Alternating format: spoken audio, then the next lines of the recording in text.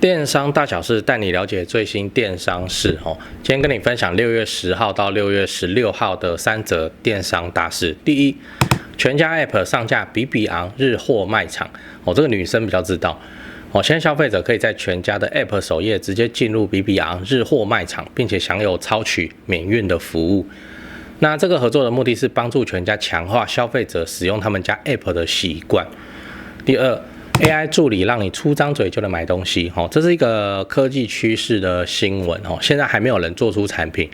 那可见的未来你只要跟 Siri 讲一句说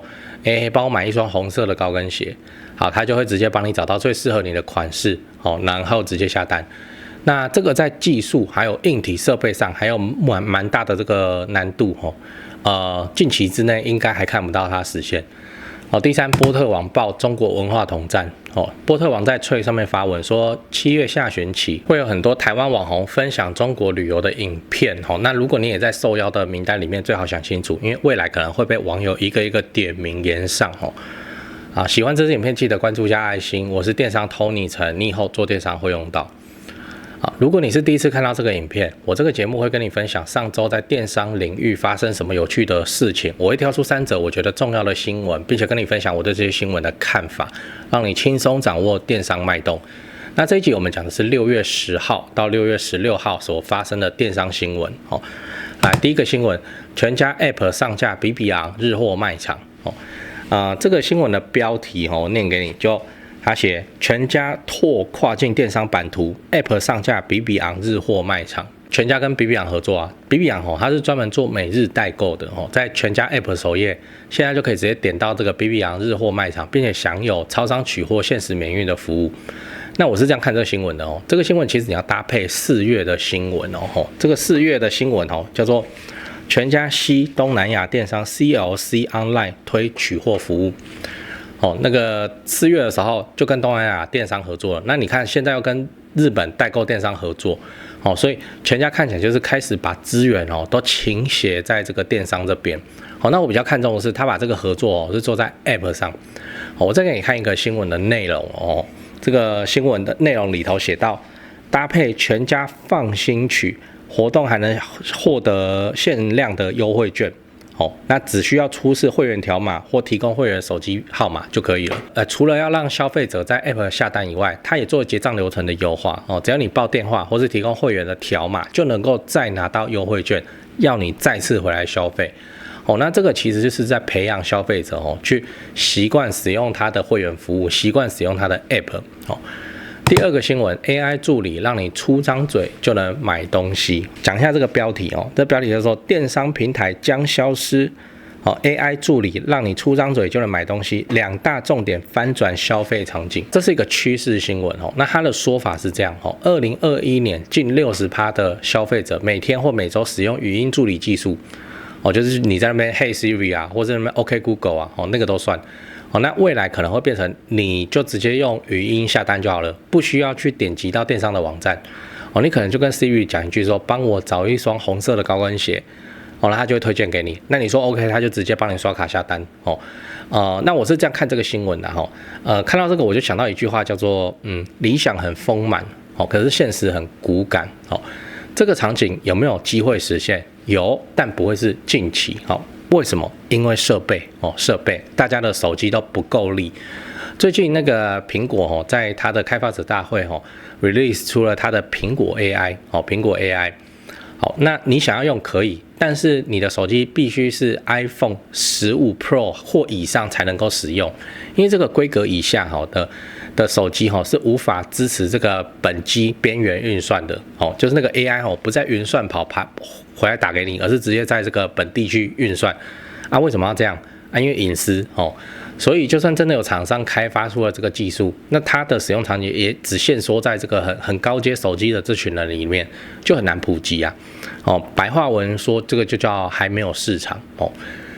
第3个新闻波特网爆中国文化统战简单讲一下这个新闻就波特网在Trade上面发文说，根据他的可靠消息，从7月下旬开始，会有很多台湾的网红跑到中国去旅游拍片，而且大概都是去成都这个地方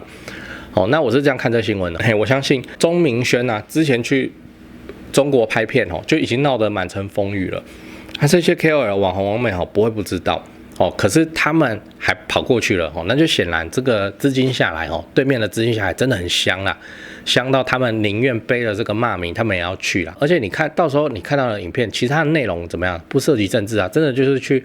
中国成都那边走走看看也没有什么立场，也没有什么标签，那接了就接了是也不会怎么样，但是就不要其中你在一大票人里头，其中有一个去表态，那么就所有明明没表态一起都被连坐。一起都被连坐，就是这样。那现在是还好，因为总统大选已经选完了，在总统大选之前的话，这件事情就会很敏感。那所以要不要接受这个招待去中国一趟？这个网红网美就自己想清楚啊。毕竟被人家抹黑造谣很容易，要自证清白非常困难讲完了那我们整理一下6月10号到6月16号的3件电商大事。第一，全家 App 上架比比昂日货卖场。第二 ，AI 助理让你出张嘴就能买东西。第三，波特网爆中国文化统战大概就这3件事。讲八卦。这个6月618之前没有什么电商大新闻因为大家都在准备那个618年终大促所以就蛮平淡的这样。好，这几个新闻还要硬找才找得出来。那我们特别来讲那个语音助理AI 语音助理。好。这个东西在我们电商界来看它是什么样子的效果马上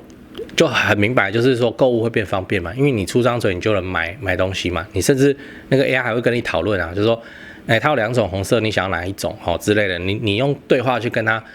问就好了，它就变成你的导购顾问好，这边就充满想象力了这个想象力的话，就是投资的潜力潜力就是有一个会怂恿你买东西的 AI 出现了，你看这个东西在投资人眼里有多少钱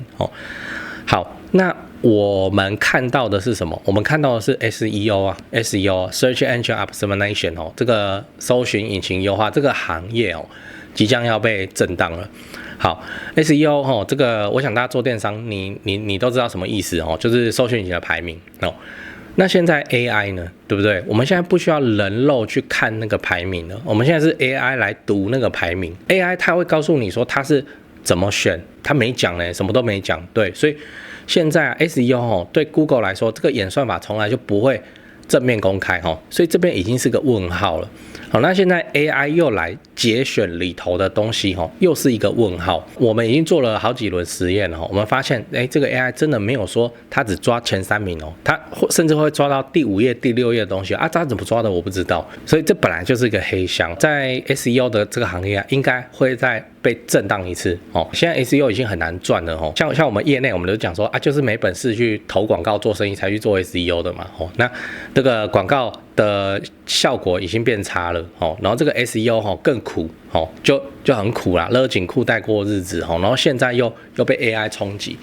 等到有 AI 自己在帮你直接给消费者结果的时候，那你的 SEO 在忙什么？你确定现在毛起来把你的排名排到第1、第2，它就会被 AI 读出来念出来吗？这不一定真的是不见得AI 目前怎么去抓那个搜索引擎排名的结果是个问号真的是个问号。对，所以 SEO 的从业人员怪怪的这个他们的日子就从来没有好过就一直都很苦，然后演算法还在改越改越苦这样然后越改钱越少现在又来 AI 看起来也是没有要管那个 SEO 从业人员的死活反正就是这样一路给他推过去。我想这个在 AI 开发的业者来讲这个很合理你要什么他就直接给你什么嘛，你管它是怎么计算出来的。SEO 的效率又再一次被削弱一次所以SEO 的未来长什么样，老实说我不知道我不知道。那趁早改行应该是一个比较理想的做法，不然未来等到这个语音假设这个新闻描绘的世界是真的，大家都要对话来对话去的时候，你就去优化吧，你怎么知道它到时候是用什么来抓？你都不知道对那这边的优化是什么？都是一个大大的问号，谁知道那个 OpenAI 的 ChatGPT 它来抓，它可能是一套规则然后 Google 的 Gemini 去抓，可能又是另一套规则，那你要 fit 谁你不知道那我跟你保证，他们那些 AI 的开发人员，他们也不知道，因为 AI 本来就是一个黑箱嘛，对，所以 SEO 的这个领域如果你正在其中的话，可以开始想一想要怎么转行了就是这样。好，那跟你分享，我是电商 Tony 陈，我想要将我会的电商营运技术，慢慢透过拍影片分享给台湾零售中小企业，提升台湾电商的实力，让台湾的好商品卖到全世界去，做出台湾的国际品牌。那品牌电商的起点就是自家购物官网。你们家需要架设品牌电商官网，我推荐 Cyberbiz 官网，仓储、跨境 POS 一次搞定。很多国内的大品牌商都是使用 Cyberbiz 的电商系统。要做自家品牌电商官网，不知道从何开始，我提供给你便宜又好用的系统，资讯栏有连结，点进去填写完联系资料，我会打给你，看看你是遇到什么问题。那你也可以准备好问题来问我。Cyberbiz 让你少走弯路，多多赚钱。记得点赞并订阅我的频道，我会持续分享更多电商的资讯。我是电商 Tony 陈，我们下集影片再见。